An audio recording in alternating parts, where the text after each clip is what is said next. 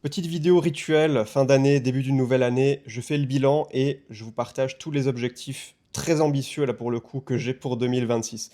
Alors déjà, je vous souhaite une très belle année, j'espère que vous avez passé de bons moments pour les fêtes et que vous êtes chaud pour faire exploser votre business en 2026.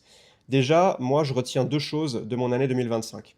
La première chose, c'est le succès de Tiny Pages. Pour le contexte, en septembre 2024, je me suis associé avec un crack du code, mon associé aujourd'hui, Jérôme, pour lancer une plateforme marketing tout en un, toute simple. Parce que moi, j'en avais marre des usines à gaz. À la base, il y avait beaucoup d'outils disponibles tout en un pour gérer un business, pour envoyer des mails, faire un site, des landing pages, des séquences, des produits, espaces membres, etc. Tout ce dont on a besoin quand on est formateur ou coach. Il y avait beaucoup d'outils disponibles, mais la plupart étaient des usines à gaz, beaucoup trop techniques, beaucoup trop compliquées. Donc, le but, c'était de développer une plateforme minimaliste, une plateforme légère qui respecte ta clarté mentale et qui te permet d'avancer vite sans te perdre dans des détails insignifiants. On voulait vraiment faire un outil qui va à l'essentiel et qui permet aux solopreneurs donc de gagner plus en travaillant moins.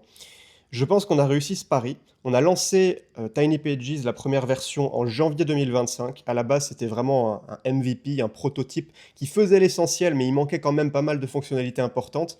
On a tout développé cette année 2025 pour aujourd'hui arriver à une plateforme mature, ultra complète, qui en plus intègre l'IA. Donc aujourd'hui, Tiny Pages, à ma connaissance en tout cas, c'est la plateforme la plus simple pour les solopreneurs, formateurs, créateurs, coachs qui ont une expertise à enseigner et qui veulent monétiser cette expertise avec le moins de friction possible, le plus rapidement et le plus simplement possible.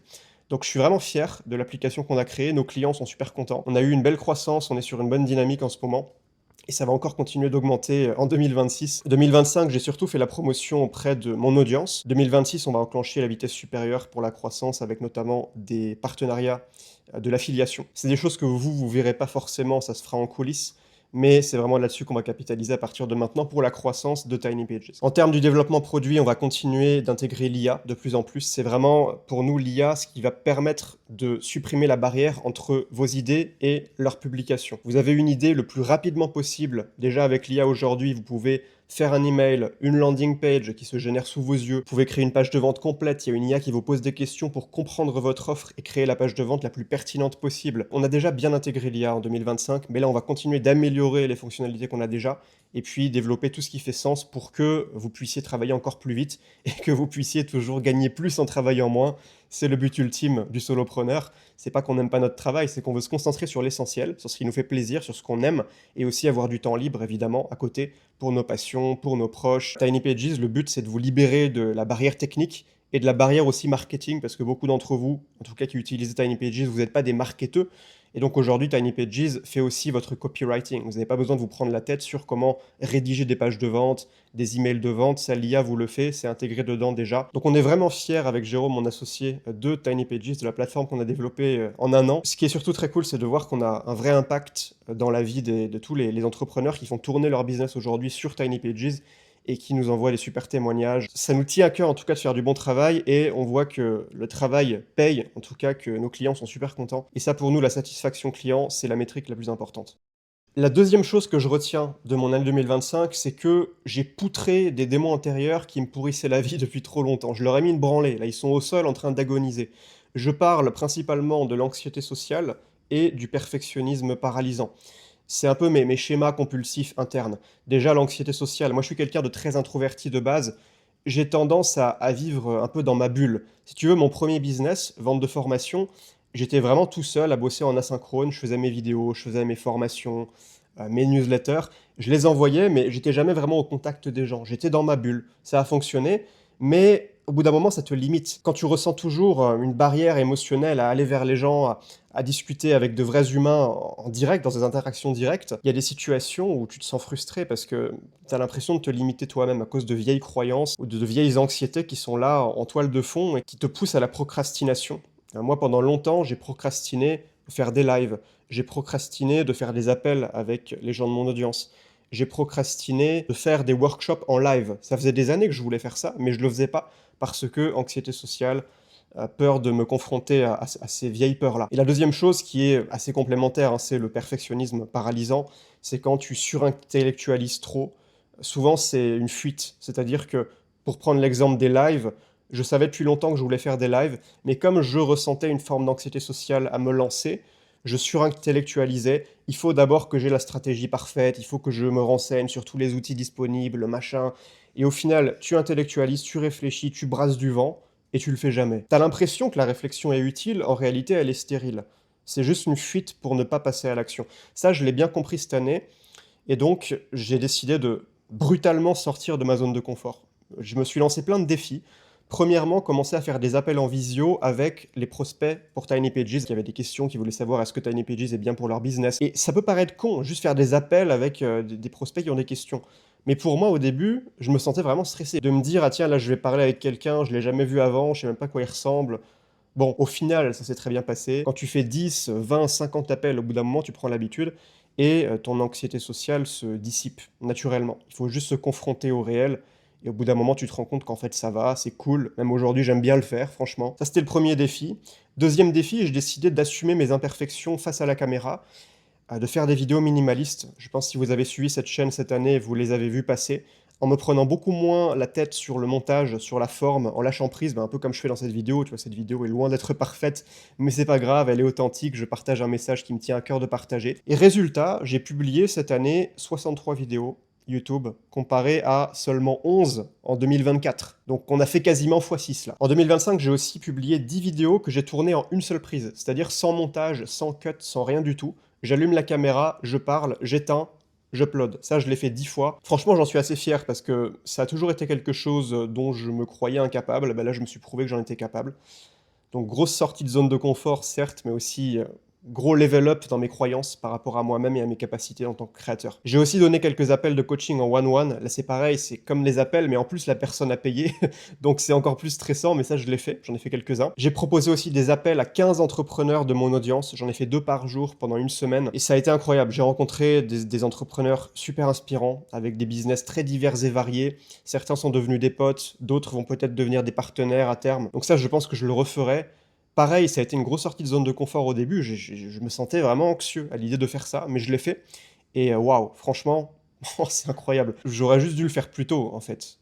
Mais forcément, quand tu as des blocages émotionnels, il faut oser le faire une fois. Et après, tu te rends compte que ça va. La deuxième fois est toujours infiniment plus facile que la première. J'ai fait des lives YouTube quotidiens, donc je me suis enfin lancé dans le format live.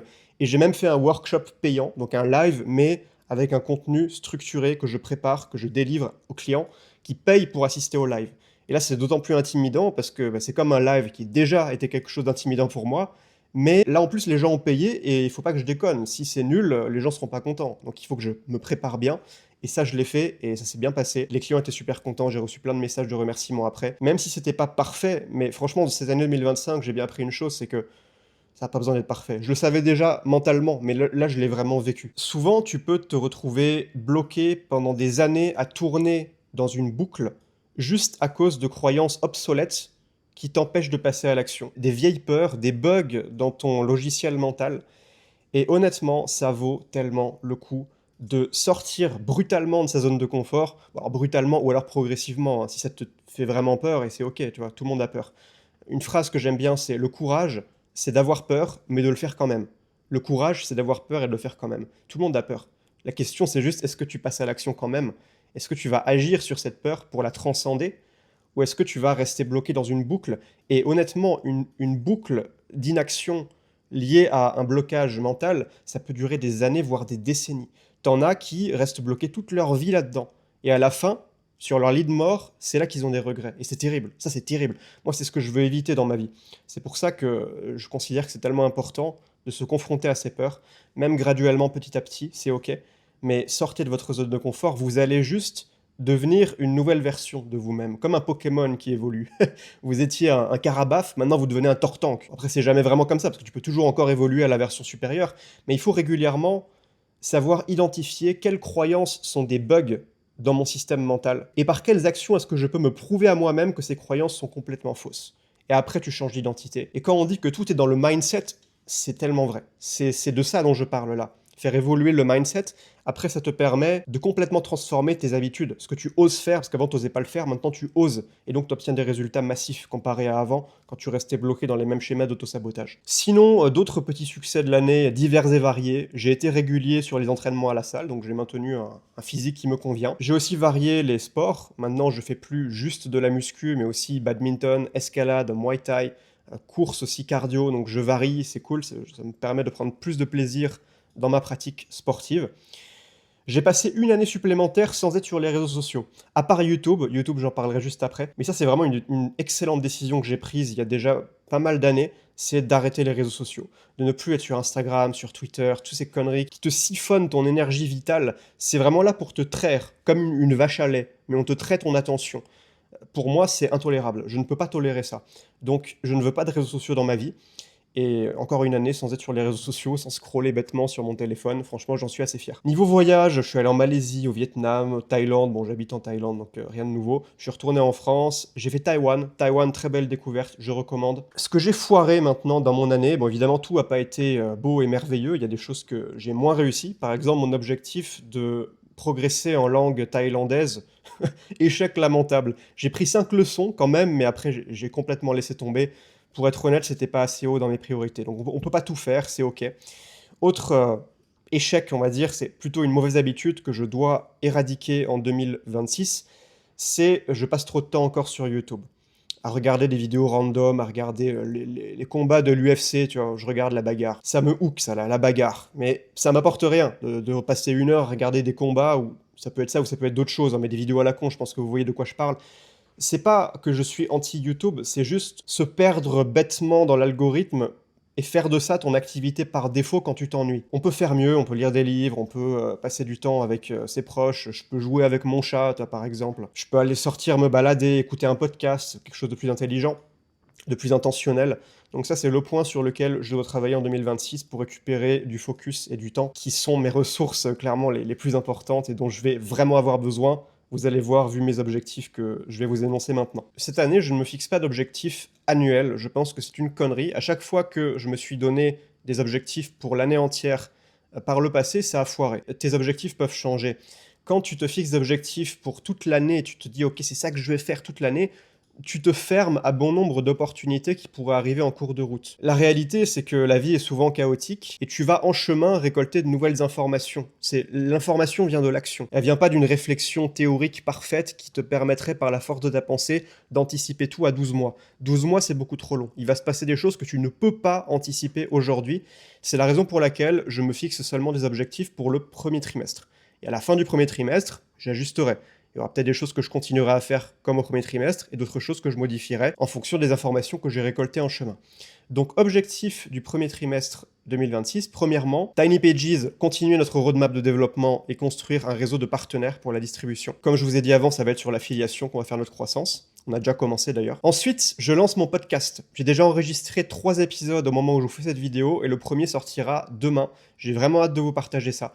Ce sera des conversations d'entrepreneurs avec des invités, soit des gens que je connais, soit des gens que je connais un peu, mais je les invite, c'est comme ça, vas-y, viens, on fait connaissance et on fait une vidéo en même temps. Mon objectif du trimestre, c'est de poster 10 épisodes de podcast. Je pense que c'est déjà pas mal. Ensuite, je lance une newsletter hebdomadaire. J'ai envoyé la première édition hier. Mon process, il va être simple, c'est que chaque matin, je vais vider mes pensées, mes idées, mes réflexions, mes déclics, mes découvertes, tout ce qui me passe par la tête et qui est intéressant de vous partager.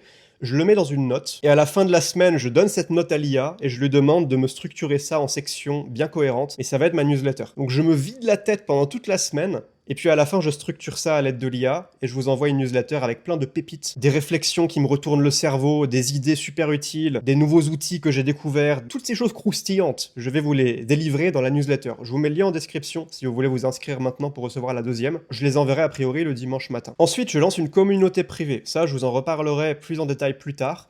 Mais j'ai décidé de créer un espace réservé pour l'instant uniquement à mes clients, dans lequel je poste du contenu exclusif, je partage vraiment les coulisses de mon business au jour le jour, et puis on fera peut-être aussi des lives en privé, juste avec mes clients. Ça s'inscrit dans une décision que j'ai prise l'année dernière, qui est de ne pas chercher à avoir une audience, mais de chercher à avoir une clientèle. Pour moi, investir plus de temps et d'énergie pour les clients, plutôt que l'audience au sens large, c'est vraiment une stratégie payante. Je vous invite à faire pareil, parce que moi, pendant des années, j'investissais toutes mes ressources pour créer du contenu, pour faire un maximum de vues. Le paroxysme a été quand j'ai fait des shorts virales, ça a fait 150 millions de vues en 6 mois, mais toute mon énergie était sur le top of funnel, mais pas assez sur le bottom of funnel, c'est-à-dire les clients, vraiment le cœur, le noyau de ton audience. Ça vaut le coup, je pense, de leur accorder une attention supplémentaire, de répondre à leurs questions, de créer une relation, de faire des lives peut-être, moi c'est ce que je vais faire. Ensuite, une offre par mois pour ce premier trimestre, donc janvier, février, mars, il y aura un workshop payant par mois, où je vous enseignerai les systèmes IA que je développe d'abord pour moi dans mon business, qui me permettent de gagner plus en travaillant moins, que ce soit pour accélérer la création de contenu, pour lancer des offres qui vendent mieux, plus rapidement. Il y a tellement de choses aujourd'hui qu'on peut faire avec l'IA, et moi j'investis énormément de temps chaque semaine dans la recherche et développement. Créer des automatisations, des prompts, des fiches process standardisées, ce qu'on appelle des SOP, toutes ces choses-là qui vont considérablement accélérer mon business en 2026, je vais vous les enseigner dans des workshops qui seront accessibles. Je ne vais pas faire un ticket d'entrée trop cher, ce sera je pense une centaine d'euros. Il y aura un tarif avantageux si vous le prenez en avant-première et vous pourrez venir en live pour poser vos questions. Et puis après je redécouperai les workshops en vidéos bien structurées dans un espace membre pour en faire un petit produit que je peux revendre après coup. Ensuite, un live par semaine. Le live, c'est vraiment un format que je veux intégrer au cœur de ma stratégie de contenu en 2026. Je te parlais juste avant des workshops. Le workshop, ça fera un des lives de la semaine.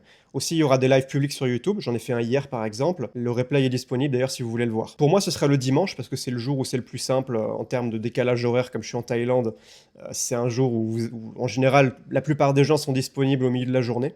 Donc, je pense que ce sera 11h heure française, quelque chose comme ça. De toute façon, je vous préviendrai dans la newsletter qui est envoyée le jour même. Je vous mettrai aussi le lien du live quand ce sera un live en public. Alors là, à ce stade, tu peux te dire, mais attends, Emilio, t'es complètement fou. Ça fait beaucoup, là, non? Alors oui, Jean-Célestin, je suis d'accord avec toi.